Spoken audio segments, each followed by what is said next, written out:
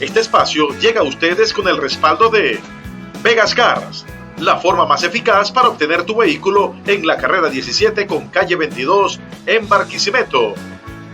Pasapalos Celina, más de 40 años de tradición. Implas Venca, empresa líder en el mercado del PVC en Venezuela. Richard, recientemente el Bocha Batista hizo unas declaraciones en un medio llamado Insiders, ¿verdad? O Insider en español, y hablaba un poco y ha generado mucha polémica. Sin embargo, quisiera cambiar un poco esa tónica de caerle al técnico, porque también veo que hubo parte del periodista que hizo como muy suya la entrevista. Fernando Batista, hoy sencillamente hay que darle el punto por la objetividad, no por cuestiones subjetivas, porque cada quien tiene sus gustos, cada manera de mirar o de calificar el fútbol que uno ve en la selección lo tiene uno de una manera muy subjetiva. Yo lo que digo es que nosotros dirigimos fue la generación transformadora del fútbol venezolano, fue la que le cambió la cara a esa visión cenicienta, esa visión perdedora, derrotista que siempre tuvo nuestra selección. A partir de ahí, todos los procesos fueron intentando la misma posibilidad.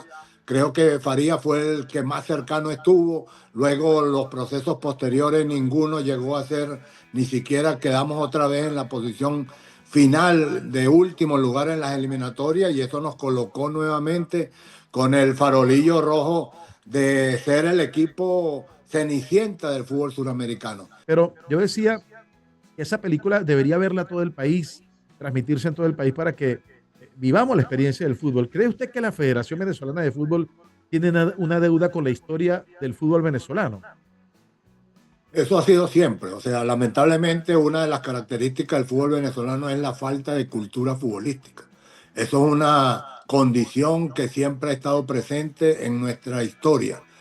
Y considero que son retos que tiene que cumplir desde la dirigencia, desde nuestros cuerpos técnicos, de nuestros jugadores, que son al final los protagonistas reales de esta historia, y que al final se pueda sembrar una cultura futbolística que sea sólida, porque eso es lo que nos hace falta, consolidar cultura. Y en eso pues tenemos que tener corresponsabilidad todos.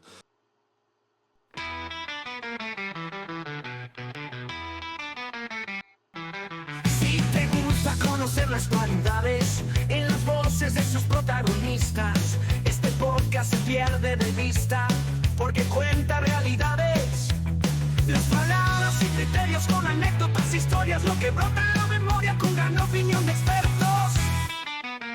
Si de vivencia se trata, acá está la zaranda. Para que una historia se expanda, siempre está la zaranda. La zaranda. Para conocer puntos de vista, haremos las entrevistas con esquemas avanzados y excelentes invitados. Llegó la hora del aporte en el deporte. La zaranda. Llegó la hora del aporte en el deporte. La zaranda es la que manda.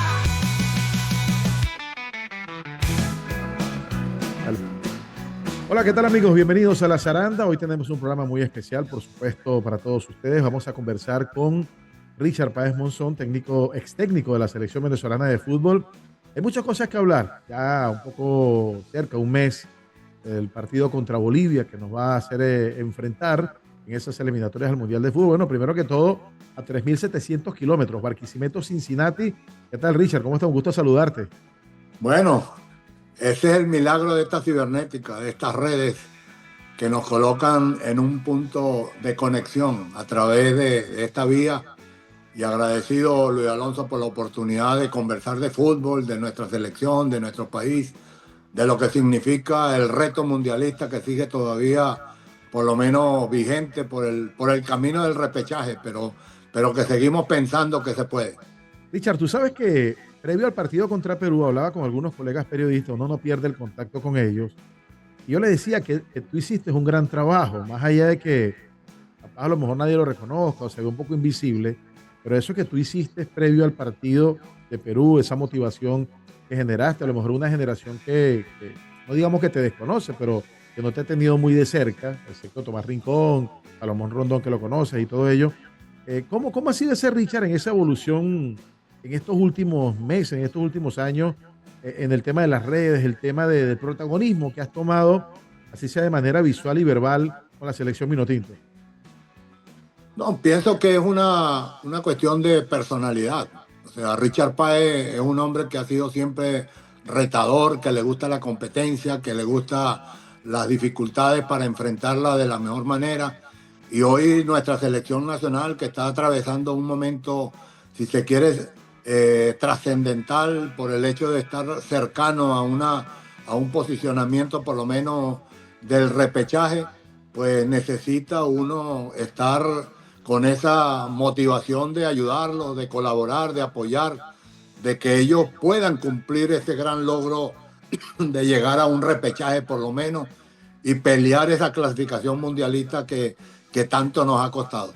Richard, recientemente el Bocha Bautista hizo unas declaraciones en un medio llamado Insiders, ¿verdad? O Insider en español, y hablaba un poco y ha generado mucha polémica. Sin embargo, quisiera cambiar un poco esa tónica de caerle al técnico, al técnico, al técnico, porque también veo que hubo parte del periodista que hizo como muy suya la entrevista. A mí me molesta mucho, y lo digo con toda propiedad, cuando el periodista se quiere hacer más famoso o más protagonista que el actor, en este caso el entrevistado. Pero hablaba el Bocha y ha generado polémica porque pareciera que desconoce la historia del fútbol de Venezuela. ¿Usted leyó la nota, la ha podido ver, la ha podido observar, la ha podido analizar? ¿Qué criterios le da si la ha visto? Bueno, realmente Fernando Batista hoy sencillamente hay que darle el punto por la objetividad, no por cuestiones subjetivas, porque cada quien tiene sus gustos, cada manera de mirar o de calificar el fútbol que uno ve en la selección lo tiene uno de una manera muy subjetiva. Pero de una manera objetiva, Fernando Batista ha logrado mantener a nuestra selección en la jornada, faltando todavía 4 jornadas, en una posición de pelea del repechaje, mejor dicho, está en repechaje. Y está en una posición que el partido contra Bolivia define de una manera directa quién de los dos pasa a ser el posible representante de Sudamérica en el repechaje de las eliminatorias. Y eso, indiscutiblemente, si lo logra, es un hecho que es histórico para nuestro país, porque nosotros nunca lo hemos podido lograr en todas las selecciones anteriores. Yo lo que digo es que nosotros dirigimos fue la generación transformadora del fútbol venezolano, fue la que le cambió la cara a esa visión cenicienta, esa visión perdedora, derrotista que siempre tuvo nuestra selección hasta el 2001. A partir del 2001 se comprendió que Venezuela jugaba ya para lograr la clasificación directa y nosotros fuimos los encargados de darle ese salto trascendental. A partir de ahí, todos los procesos fueron intentando la misma posibilidad. Creo que Faría fue el que más cercano estuvo. Luego, los procesos posteriores, ninguno llegó a ser, ni siquiera quedamos otra vez en la posición final de último lugar en las eliminatorias, y eso nos colocó nuevamente con el farolillo rojo de ser el equipo cenicienta del fútbol suramericano. Esperemos, confiamos de que el partido contra Bolivia coloque a Venezuela, los consolide en la posición de que sea la generación del repechaje. Esperemos que sea también después en el repechaje la generación mundialista. Ahí es donde verdaderamente tanto la generación como el profesor Fernando Batista lograrán en la posición histórica que los catalogará como los mejores que han cumplido con nuestra selección nacional. Richard, esta semana tuve la oportunidad de ver la película La Vinotinto. Quería verla porque hay cosas que transmite. Incluso, te confieso, casi 10 y pico años después, no recuerdo cuándo, 2009 creo que salió la película, no me había percatado que yo salgo en los créditos de la película, al final. Salgo ahí con Petrocelli, Miguel New, que fue el creador de la película, Rutilo, bueno, y Pulido también está por ahí, Capela, estamos ahí. Y me agradó mucho, me sentí parte de esa historia y hoy cuando rememoro un poco esto del tema de la entrevista que le hicieron al Bocha, que más allá de eso yo digo que también hubo una intencionalidad del periodista. Yo quiero también meter la mano un poco, no por el técnico como tal, porque él puede desconocer la historia de Venezuela, además que es mucho más joven en el sentido futbolístico que a lo mejor nosotros, pero en el sentido como técnico, no, obviamente. Pero yo decía que esa película debería verla todo el país, transmitirse en todo el país para que vivamos la experiencia del fútbol. ¿Cree usted que la Federación Venezolana de Fútbol tiene una deuda con la historia del fútbol venezolano? Eso ha sido siempre. O sea, lamentablemente una de las características del fútbol venezolano es la falta de cultura futbolística. Eso es una condición que siempre ha estado presente en nuestra historia. Y eso evidentemente forma parte de las deudas que tiene la federación, no solamente con lograr hacer un proceso mundialista sólido, efectivo, sino hacer una línea de transferencia desde esas categorías sub-17, llevarla por la sub-19, sub-20, sub-23, hasta llegar a la categoría absoluta, como lo hacen los países que nos demuestran con una categoría total y con una continuidad total cómo es que se trabaja un proceso de selecciones.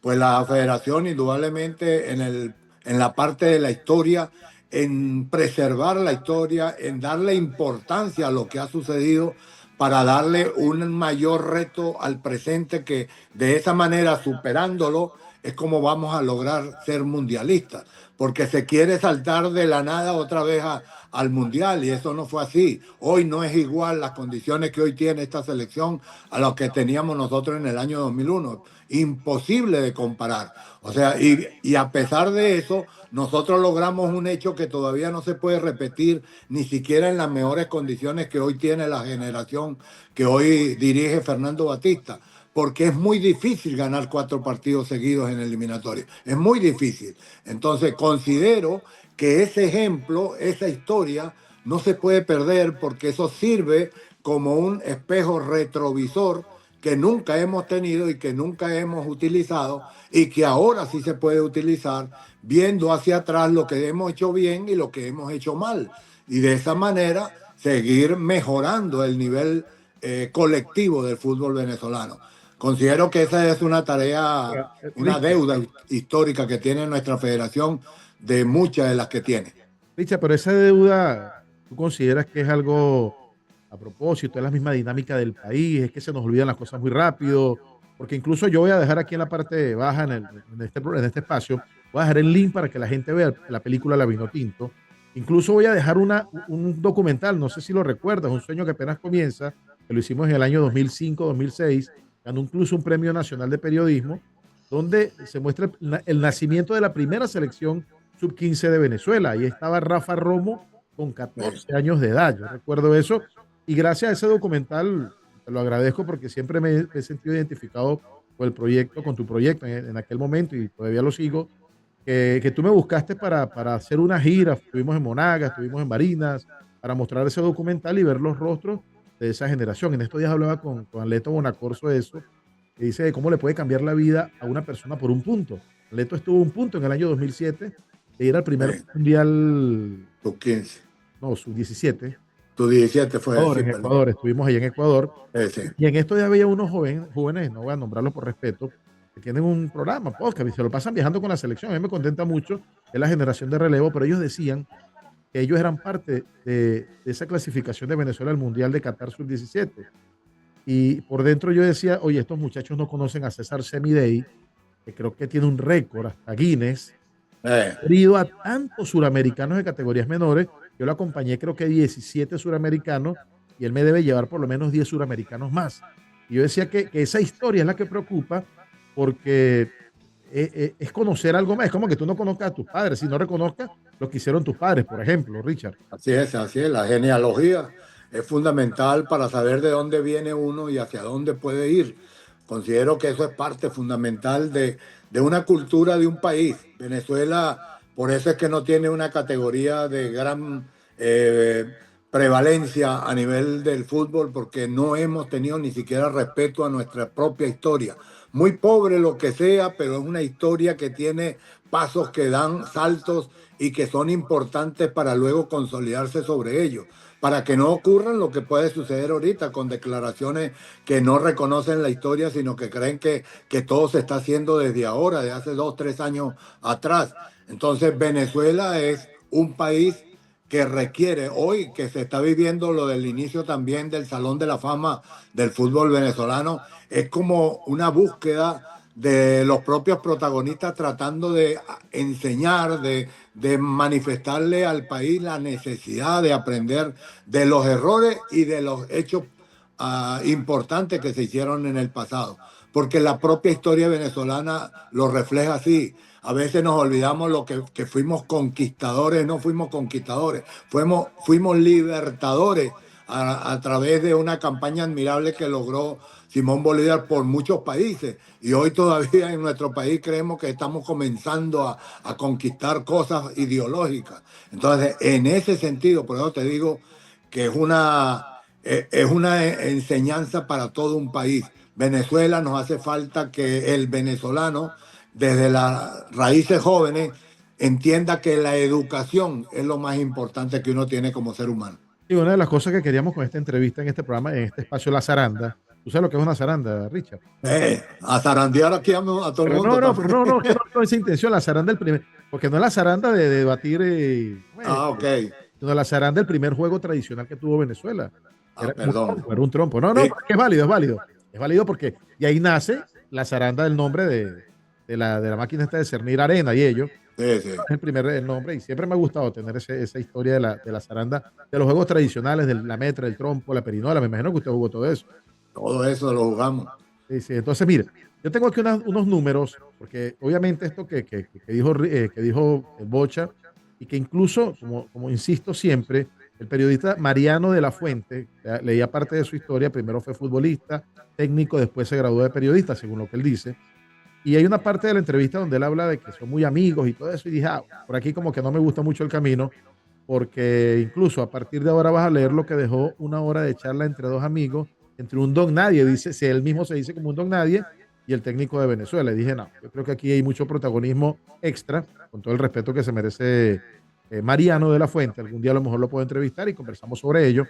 Pero yo leía unos números por acá, 2002, quedamos en el 9º lugar con 16 puntos, a 2 puntos del repechaje, si fueran 7 países. Ahorita. Claro. En el 2006, 8º lugar, 18 puntos, a 6 puntos del repechaje, 22 puntos, ya un poco bastante diferente. En el 2010, ya con César, si mal no recuerdo. No, Los primeros 4 partidos conmigo. Ajá. 8 puntos. Quedamos de octavo con 22 puntos. 23 fue repechaje. 7º lugar. En el 2014 quedamos de 6º lugar. Es decir, en el 2014, con esta dinámica, hubiésemos ido al Mundial. Sí. Exacto. Ya después de 2018, ya volvimos otra vez a, como usted dice, Cenicienta, y 2022 igual. Bueno, tema que no me gusta tocar mucho lo negativo, mucho menos en este momento. Sí. Pero esta historia es bueno que la gente lo sepa, que los chamos lo sepan, que la generación de relevo lo sepa, que no es la primera vez que hemos estado cerca de un mundial de fútbol faltando 4 compromisos. Incluso en ese 2010 estuvimos mucho más cerca. No, lo importante es que el fútbol venezolano ha ido creciendo y que todos los procesos, a pesar de las circunstancias que han vivido cada uno diferentes, han intentado sumar, acumular ladrillos de llegada hacia el Mundial. Y en esta etapa estamos cerca del repechaje, que es lo más importante hoy. Me parece que es una generación que pudo haber hecho más, pero que está hoy peleando todavía por esta característica inusual, por primera vez que tenemos para clasificar prácticamente 6 directos y uno más al repechaje, pues le permite a Venezuela tener esa posibilidad real. Entonces nada de ponerse a comparar, nada de ponerse a sacarle cuentas a uno o a otro, sino que sencillamente lo importante es que el fútbol venezolano logre con esta generación clasificar al repechaje en primer lugar y Dios quiera se pueda dar el salto final con la generación mundialista. Yo considero que lo veo es así de la manera objetiva. Nosotros construimos la generación transformadora y en este momento, hoy, la generación pareciera que es del repechaje. Es la generación del repechaje mundialista y ojalá se pueda transformar en la generación mundialista del Mundial del 2026. Richard, esta entrevista no quiero hablar mucho del 4-4-2, del 3-5-2, de los lados, las diagonales. Quisiera hablar un poco más de la parte humana porque la hemos vivido.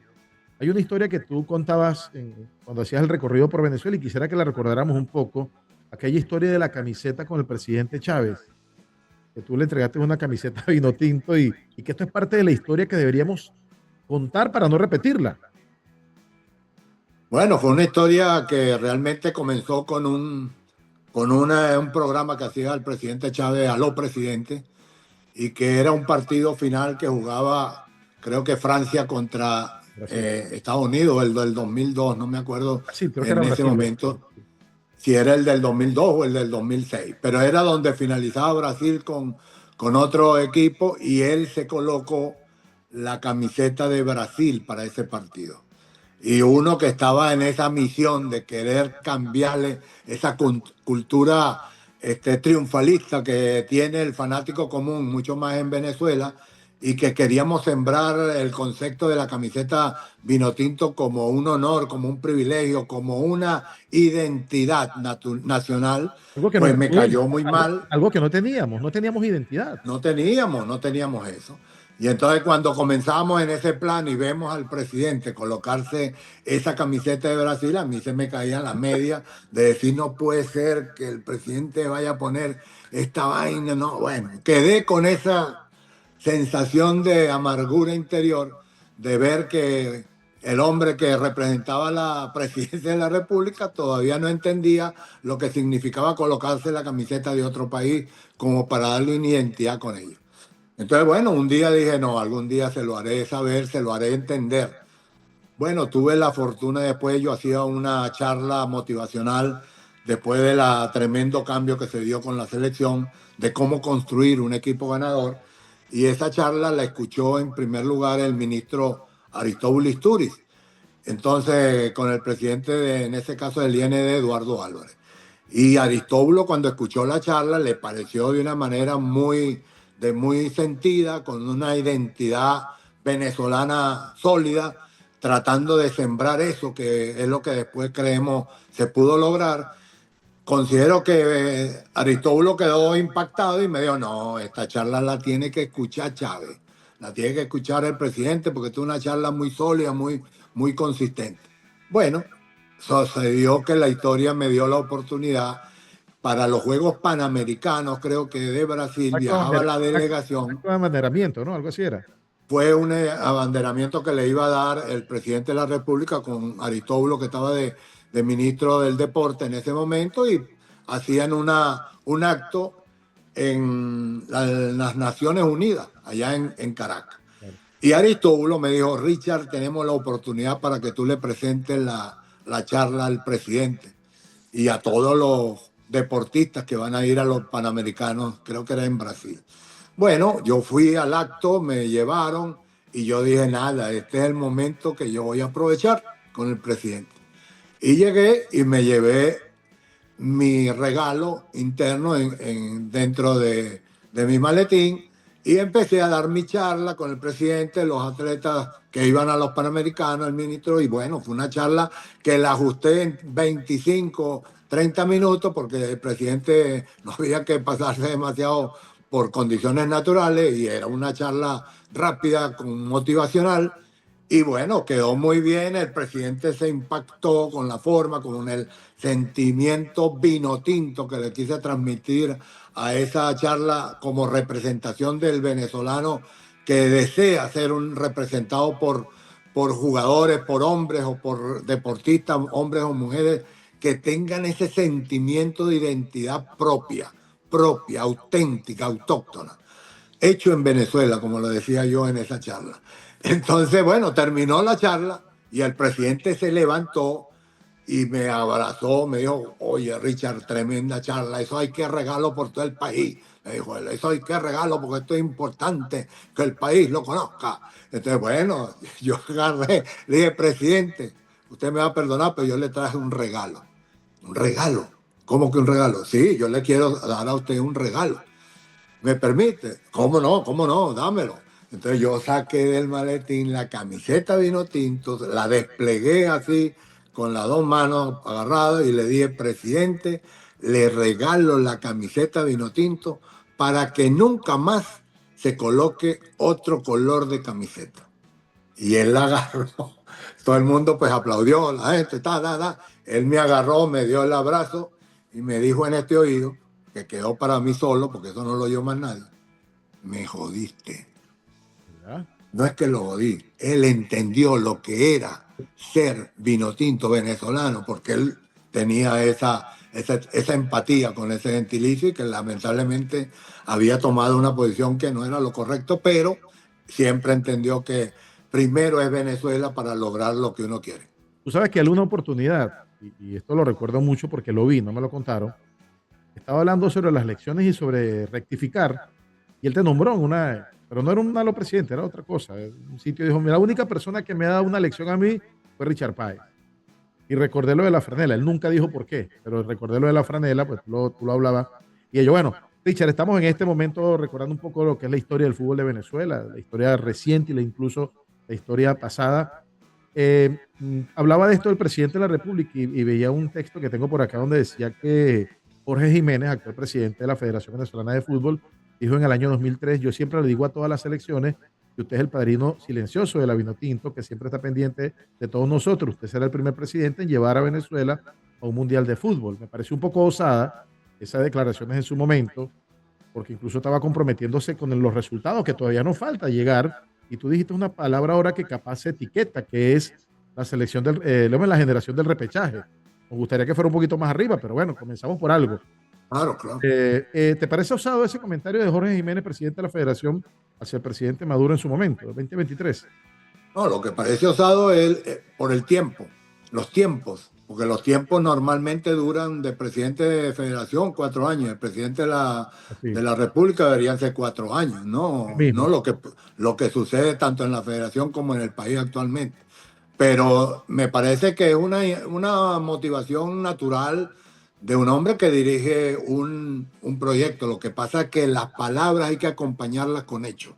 O sea, de nada vale decir, nosotros queremos jugar, ganar puntos si no jugamos al fútbol como debe ser. El ganar como sea, como yo digo, es un ganar que lo que sostiene es un presente decadente, un presente degradado. No tiene futuro el ganar como sea, porque eso pareciera que suena a demasiada fortuna. Entonces, considero que los proyectos, las palabras, deben tener un respaldo con hechos que evidentemente configuren el proyecto que uno o el objetivo que uno quiere lograr. Richard, ¿has tenido alguna vez acercamiento con la Federación Venezolana de Fútbol actual? Actualmente no. No. Pero sí, después que Jorge nada que ver. No, nunca tuve con Jorge Jiménez, no lo conozco, no he tenido, o sea, la presencia con él en ningún momento. Richard, en estos días, en estas tertulias que uno tiene, un café o por esta misma vía, hablábamos sobre el Richard Páez no técnico, porque puede que tu sueño sea técnico. Hablaba con Aleto Bonacorso, como te lo decía, quiere ser técnico. No sé si Nelson Carrero también en su momento, hoy día quiere ser técnico. Habrán otros que sí, Zaragoza, todos ellos más jóvenes, ¿no? Obviamente. Pero, ¿cómo se vería Richard Páez? Vamos a partir un ejemplo. ¿Cómo se vería Richard Páez en una Federación Venezolana de Fútbol actual sin ser técnico? No, pero recuerda que yo estuve en esta última campaña, la anterior, porque esta última escondida nadie supo cuándo fue elegido o reelegido el presidente de la federación. Pero en la anterior, cuando él fue elegido por primera vez, yo quise participar en ese proceso electoral como un rival o un adversario que presentara una expectativa diferente a lo que ha mostrado la dirigencia del fútbol venezolano, sino un protagonista real del fútbol en la cancha, que pasó por ser jugador, después técnico y que aspiraba mantener o lograr una posición de líder de una federación que verdaderamente tuviera exclusivamente intereses deportivos, no extradeportivos. Entonces considero que esa fue la posibilidad que tuvimos. Recorrimos el país, hubo una gran apoyo solidario por todos los estados que estuvimos, pero no contábamos con lo que que la realidad comienza con una farsa electoral en las asociaciones y después se replica la farsa en las elecciones de la federación. Y entonces no pude llegar ni siquiera a entrar, a ingresar, porque no cumplía supuestamente con los requisitos que dictaba ser un aspirante a la Federación Venezolana de Fútbol, con todo el antecedente histórico que tengo como hombre de fútbol en Venezuela. Entonces, considero que claro, que sería una opción válida para un hombre que piensa en proyectos que se pueden cumplir, en proyectos verdaderos, formativos, de educación del fútbol venezolano en todas sus áreas, de desarrollar una metodología de trabajo desde el punto de vista técnico, desde las bases, de hacer una base del fútbol 7 en adelante. O sea, una serie de cambios que hay que lograr para hacer al país, primero desde adentro, de las raíces, un país sólido, que tenga cultura, que tenga verdaderamente argumentos para hacer proyectos de selección mundialista. Ahora, Richard Páez, toma el teléfono un día, número desconocido, Jorge Jiménez, quiero que te vengas a trabajar como la parte superior de la selección. Tiene un nombre, se me fue ahorita la palabra. Director deportivo De las selecciones. ¿Pasaría la página Richard y se atrevería? Bueno, es una cosa que a mí me gusta hablar, es de cosas reales, de cosas subjetivas, de cosas que pueden ser. Me parece que eso queda simplemente como una anécdota. Y a mí las anécdotas no me sirven si no las he vivido, pero si no las he vivido de gente. Pero Richard, pareciera que lo ves como imposible. Capaz uno es soñador, Porque, soy soñador. porque la razón viene de allá para acá, no de aquí para allá. Por eso te dije. O sea, Venezuela siempre va a contar conmigo. La Vinotinto siempre va a estar va a contar conmigo. Lo decían estos días Arango y Rey en el podcast que tienen con Panchi Blavia, ¿no? Sí. Dice que sueña con estar en la selección así sea como asistente técnico. No, bueno, que siga soñando, que eso es bonito.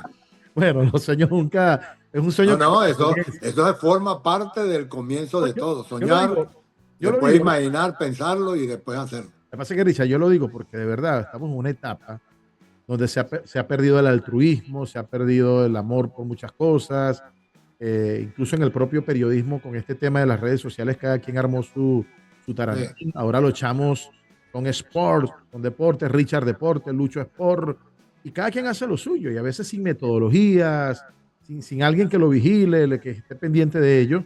Y a mí me ha costado mucho incluso meterme dentro de este mundo del podcast porque hay mucha informalidad. Incluso te confieso algo, no lo quería decir, este podcast iba a llamar Deportes sin Groserías. Porque es que de verdad estoy sorprendido que ahora todos los podcasts, si no dicen groserías, pareciera que no fuese parte de la dinámica con ese bendito formato libre. Pero bueno, es parte de la dinámica también de todo esto y creo que lo bonito de todo ello es soñar y creer que vamos a hacer así. Bueno, Richard, antes de despedirnos de verdad y gracias por compartir contigo esta pequeña historia de la historia del fútbol venezolano, ¿cómo vislumbras el futuro del fútbol venezolano? Bueno, yo espero que si se logra la obtención del repechaje y después la del mundial, eso sirva una vez más como un aliciente, como un motivo de inspiración para los proyectos que siguen. Considero que nuestra selección tiene que seguir apuntando a objetivos que sean superiores a lo que hemos logrado, que se puedan cumplir en realidad los hechos del fútbol hacia adentro, no hacia afuera, que nuestros equipos venezolanos por fin se transformen en clubes, que siguen siendo equipos normales, ordinarios, que no tienen sedes, que no tienen escuelas formativas consistentes. O sea, que todos los ejemplos que se han visto en algunos equipos se pueda hacer generalizados. Y considero que son retos que tiene que cumplir desde la dirigencia, desde nuestros cuerpos técnicos, de nuestros jugadores, que son al final los protagonistas reales de esta historia, y que al final se pueda sembrar una cultura futbolística que sea sólida, porque eso es lo que nos hace falta, consolidar cultura. Y en eso pues tenemos que tener corresponsabilidad todos. Y considero que, bueno, lo más importante sería el salto de llegar al Mundial, sería el objetivo primordial, como aliciente para todos en que podamos dar y sostener esa carrera mundialista en todas las categorías. Richard, finalmente la sub-17 clasifica al Mundial. Saliéndonos un poco de la parte táctica y técnica, ¿cómo viste a la selección y a Vizcarrondo desde el punto de vista estructural? Y después te puedo hacer mi comentario también. Los vi, o te lo voy a decir primeramente, los vi como muy maduros para la edad y para el compromiso que tuvieron en Colombia. Es que siempre Osvaldo fue un adelantado. Desde que lo tomamos en la categoría sub-20 ya se veía como un jugador que tenía una personalidad, como yo le dije, de combate.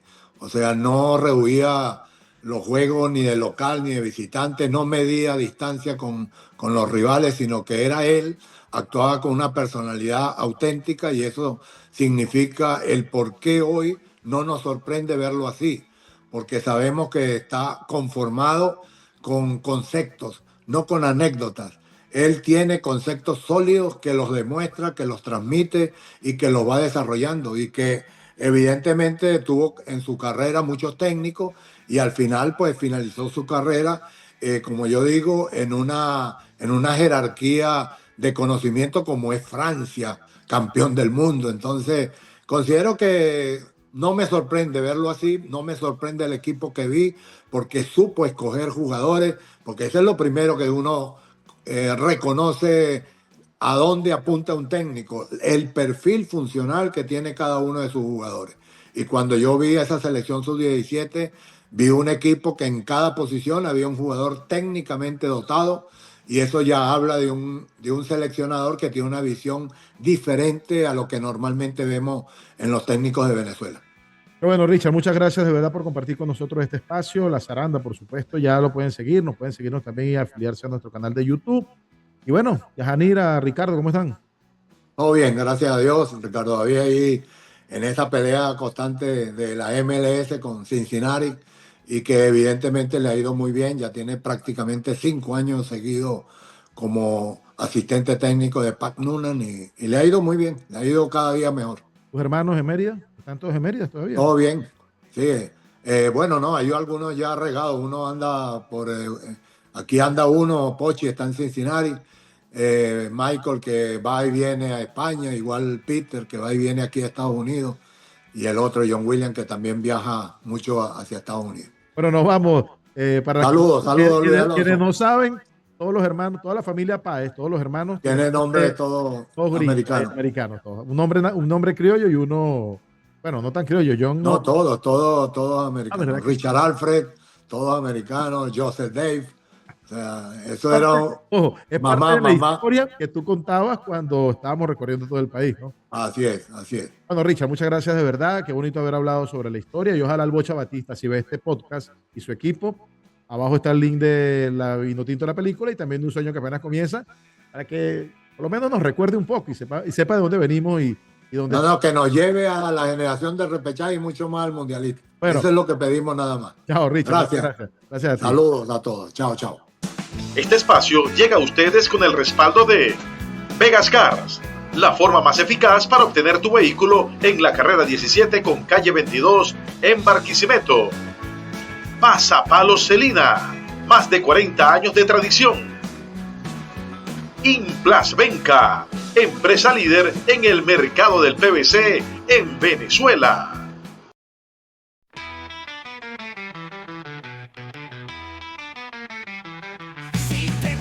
Conocer las cualidades en las voces de sus protagonistas. Este podcast se pierde de vista porque cuenta realidades. Las palabras y criterios con anécdotas, historias, lo que brota